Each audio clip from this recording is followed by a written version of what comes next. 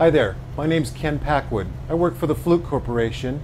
I'm the lead facility mechanic. I'm also the HVAC specialist. And today I'm going to take a look at a piece of equipment that I repaired several weeks ago. As you can see, I'm in the janitor's closet. That's where a lot of our equipment is. For those of us who are in HVAC, we're in janitor's closet, small tight places or little rooms that are seemingly abandoned. But today we're in the janitor's closet, and the piece of equipment that we're going to take a look at is air handling unit number 7. Several weeks ago I had a transformer fail in this unit, a control transformer. I found defective wiring.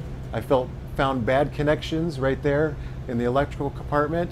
I made the repairs, and today I'm going to double check on my repairs and make sure that the rest of our electrical is good. I'm also going to take an amp draw on the fan motor just to make sure there's no damage there. The first thing that I want to do is I want to de-energize power. My starter contactor is here against the wall. Obviously this contactor works in the hand position all the time. That's its design, and so I'm just going to shut that off. I noticed that I didn't have a light in the on position, so I'm going to note that. Later on I'll come back and after I de-energize this, and I will pull this apart. I will replace the operations light. That's important. But for now, I've disconnected the unit, disconnected the power, and because my work area is within a line sight of the contactor, I'm not going to lock out and tag out this particular piece of equipment. So let's open it up. We'll take a look inside, see what kind of work I did in there a couple of weeks ago, make sure everything's working well. And as I'm looking at all my wiring connections, everything looks really good here so far. The contactor is in good shape. None of the wires that I took apart and have put back together have fallen off. All my twist connectors are in good shape, and everything nice and tight on the controller. That's where I did most of my activity. Also right in here, everything's still very nice and tight, nothing loose, nothing coming apart, and so I'm pretty happy with that. My fan motor, I have right here a lead off the load side of the contactor, the black lead, that's the common lead on the fan motor, and I have what's called a tattletale on that, so that this communicates with the digital command system, and then on my laptop I can take a look and make sure the fan motor is running or not and verify that. But this is the common lead, and this is where I'm going to take my amp draw today on my fan motor. So let's get my tool. I'm going to be using today a Fluke meter that's relatively new on the market. I've had it for almost a year, and I really like it. This is the Fluke 233, and one of the things I like about this meter, it's very versatile: volts, AC, DC, ohms, millivolts. I can take temperature readings with it. I can check capacitors with it, and of course amp draws. But also this particular meter has a removable display. And because of that removable display, I'm not wearing FR gear today. I'm not wearing my fire resistant gear. All I have are my safety glasses and just good practices. And I'm going to do this. I'm going to check the amp draw in this unit while it's live, while it's running, and I'm going to do it completely safe. So the first thing that I want to do is I want to check my test leads and the circuitry within my meter. I make sure my test leads are in nice and tight. I put my meter on the ohm scale and I check continuity. I have good continuity there. That way I know my test leads are in good shape. No separation in the leads, and the circuitry of the meter is good. And so for now I'm going to turn that off, take these test leads off, and then I'm going to put on my clamp attachment. So I'm testing amps. So my red lead goes in the amperage, my black lead goes in the common. I'm going to test this on a millivolt scale.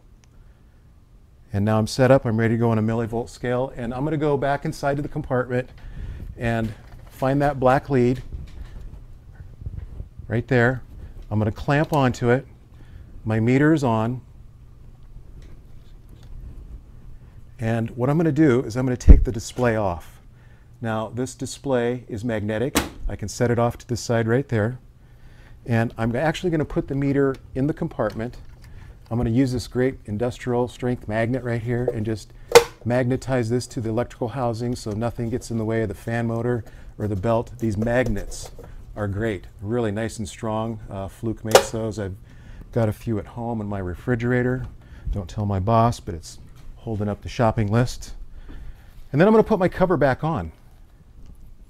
Once my cover's back in place, I can energize the circuit. I can get an amp draw on this motor. And then we'll go over to the starter contactor, energize it, energize the controller, wait for the fan to come on. Once the fan comes on, I'll be able to get an amp reading without using any PPE other than my safety glasses. I expect to see about 2.3, or excuse me, less than 3.2 amps on this motor. Right now, with the fan on a load, I'm drawing 2.1 amps, 2.2. I can press hold and it will capture the highest amp reading. If I'm in a dark environment, I can also turn on a backlight. I don't know if that shows up very well in the video, but if I'm in a dimly lit room, there's backlighting, and I'm pretty satisfied with my motor. It's drawing 2.3, no more than 2.4 amps occasionally, and I'm satisfied with my wiring, satisfied with my amp draw on my fan motor, and now it's just a matter of de-energizing the circuit, pulling my meter out, closing everything back up, and I'm ready to go to the next job.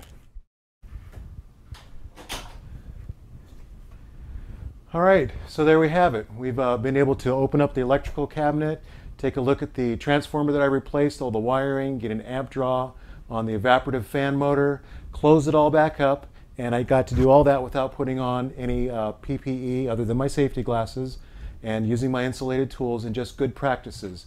I'm able to do that because of the meter I'm using, the 223. I like the meter, I recommend it. I don't just recommend it because I work for Fluke. I recommend it because it's a practical meter for HVAC. I'm really proud to be a part of the Fluke Corporation. I've worked here 4 years, but I've been a long-time user of Fluke tools, and I recommend them to you. Thanks for joining us today. My name's Ken. I'll see you next time.